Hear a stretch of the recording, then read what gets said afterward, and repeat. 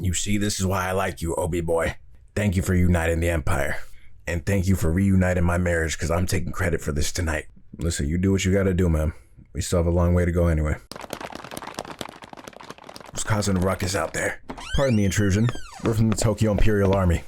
I'm currently fulfilling my duty to report to the fire chief. What could y'all boys possibly want from me? Akitaro Obi, you're gonna be coming with us. You sick and twisted evil man, I can't believe you. What is this blasphemy? Are y'all dumb? This is an upstanding citizen who's bringing peace to the... It's straight, boss. This must be some sort of mistake. I used to be an honor roll student, National Honor Society, all of that. Just let Hino know about this. Ugh.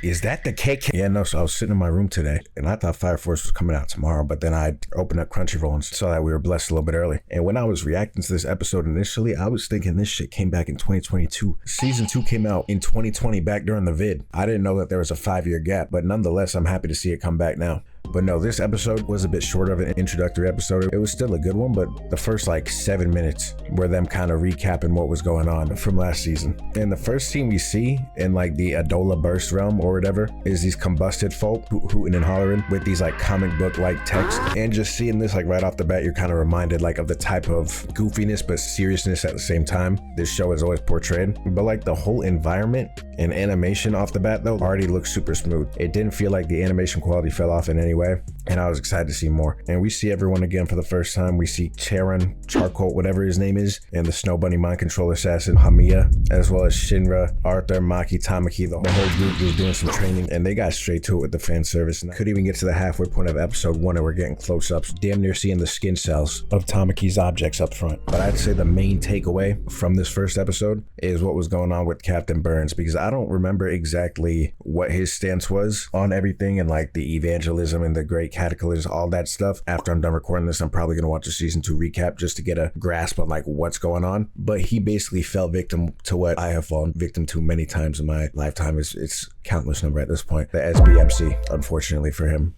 And there was really nothing he could do about it. We've been summoned to the Curia. They told us to be here at once. I wonder why they summoned us all here together. Hopefully it doesn't take too long. Yeah, no, I agree, because we have that double date thing going on at Topgolf later, and it's Tuesday, so they got the discount. I've been waiting for you, Leonard Burns. What business you got with us, man? Up to this point, the Empire has been unable to move it as one due to the many powers that have gathered within it. There's been a bunch of sneaky shit going on, and I'm over it. And now more than ever, there's a true need for unification. You know what they say, keep your friends close, but keep who closer? Your ex-girlfriends who've done you wrong in the past, aka your enemies. And with them by our side, we will become one. And as possessors of the Adola Burst, they are in fact the true believers of soul. I knew that dementia was setting in, bruh. Coach, they're the enemy! Get over here! Is it really that strange for us to be here, though? Leonard Widebody Benz Burns? Well, this shit ain't normal, so I'll be the first to say, fuck yeah, it's strange. You're rocking that fucking crown like a VR headset. That's normal to you? We've simply returned to the place where we belong, our home. You sorry-ass traitors, you will leave this sacred place. Stand back, Snowbody Itch. I got a right hand charging up right now. I'll take him out. It's fine, Chariot. I got something cooking up right now that I know he won't be able to resist. This is the Curia, and this is the heart of the Holy Soul Temple, and we have no intention of fighting here. We have simply come to talk, negotiate, network. So you come in here wearing that goofy-ass crown saying what? That you want to network? I can show you how this set work. Man, swear the fuck up. I'm not doing this shit. Kareem, as they said, this is Curia. This is not the time to be fighting unnecessarily. Just think about that date later. I'm sure she won't want you to indulge in violence like this. If your intentions are not to box, then why have you come here? What is it you're after? Otherworld, Adola Link, Evangelist, Vanilla Bean, French Vanilla, Bunny Hoppin'. I'll read Burns' thoughts and get him to our side with my Snow Bunny mind control. And this is how dangerous this shit is, I'm telling you, because she started preaching to this nigga and had his eye leaking out. And in the middle of her spiel, they showed some ridiculous visual of, I guess, Soul and then what looked to be a younger Burns and someone else. I don't even know. But it's just like the little sprinkles of like that artwork in there. It's like there's really no other show with that style to it, at least from the shows that I've seen. And looking at this the second time around, I didn't really understand it my first watch through. But with her mind control thing, she could kind of like read, I guess, their emotions in that moment or what they're thinking. So they just had all these words popping up on the screen, depending on who she was talking to, kind of telling us like what they were feeling and what was like going on in their head at that moment in time, I think. And it was just a very cool scene altogether. Like, I love when they do shit like that, because it's not, I don't even know how to describe it. It's not like breaking the fourth wall, but it feels like you're almost reading the manga at the same time as you're watching it, just like seeing like them put the kanji and the words on the screen. I don't know. Captain Leonard Burns, In exchange for that right eye, you must have seen it. The true state of this world. Ever since the Great Shift, there's been that imbalance. Don't you guys want an equal opportunity when it comes to the dating scene? I mean, why is it that women desire 6'4" nonchalant dreadheads? And this is coming from a woman myself. It was sort of like a switch in mentality from nowhere. Out of nowhere, just woke up one day. Why? Why can't everyone be given an equal opportunity and base it off personality? The 5'4" short kings, the 5'11" frat guys, the 6'6" friendly giants. Spit it out. What's y'all's objective? Why, to turn this watery world into a sun, of course. Just as the sun did once before. How'd she go from the Great Shift to this? This is the shit I'm talking about. This is how they get you every time with this mind control shit, Kareem. Boy, I think this girl's tweaking out the fan, cause what the fuck is she taught? You wanna burn this planet to a crisp? Prove your faith, Leonard Burns. If you are truly as devout of a priest as you say, then you will have seen the complete otherworldliness of it. Absolute blind devotion. Released beyond the bounds of human notion. Absolute correct judgment about ridding this ocean. Solon 5.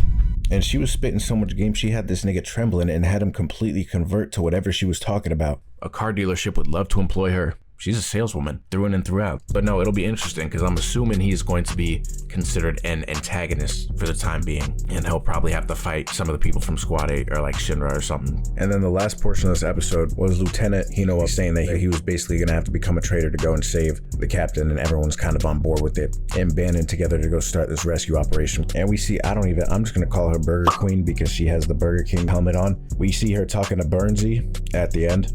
And this might be her biggest catch yet because she got this nigga good. He is completely gone. Because I can't tell if he's genuinely transitioned over to this like headspace or if he's genuinely just like under her spell or a little bit of both. I can't even tell. Because he's talking about capturing Shinra, which is basically their goal from last season this whole time. And then he throws up his set talking about him being implanted with an insect. I don't know what that is, but it doesn't sound like the most delightful process to me. But we get a nice little shot of his face and then his eye kind of shaking. So I don't know if this is like him kind of fighting back internally against this mind transfer jutsu thing, or if he's just very passionate about his work right now. But that's basically the episode. And I think the way it started kind of giving us that spark notes in the beginning of like how everything was kind of building up to this point, and then keeping the episode short and sweet, but like giving us a taste of the direction it was going to go. I think that was honestly like a good way to start the season considering how long they've been gone. But one thing I will say, they might have an opening of the year on their hands again for the second time, because not only visually is this shit fucking magnificent, but they also had Queen Bee on the mix, so you know that this was already an anthem that you take your pants off to.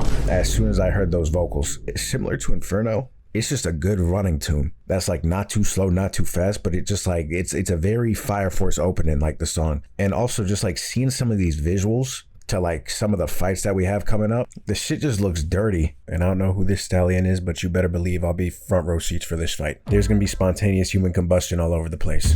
That's all that's all I'm saying. But no, jokes aside, the quality of the fights that it looks like we're gonna be getting, it looks like it's going to be season 2-in-1-esque and even above. I'm really excited what's to come just based off the opening visuals alone. That was just a good first episode in general, and I will be keeping up with this week in, week out. And next week I will be a little bit late to the episode, but then after that I should be having these come out like every Sunday, since we have Fire Force on Friday, so we'll see. But prediction for this season, I'd say 9 out of 10. 9 out of 10. I feel like I'm pretty sure this is the last season. It's coming out in 2 cores, so I feel like they're gonna give it their all and we're gonna get the best content that the show has to offer. So we'll see what's happening. If you stayed to this point in the video, appreciate y'all for watching. And we're basically like tickling 100K at this point, so I mean, subscribe to the channel. Appreciate y'all for helping me get to this point, and also sub to the second channel too. I'm gonna try and post a little bit more on there as well. Road to 10K on that one. And yeah, on to the next one.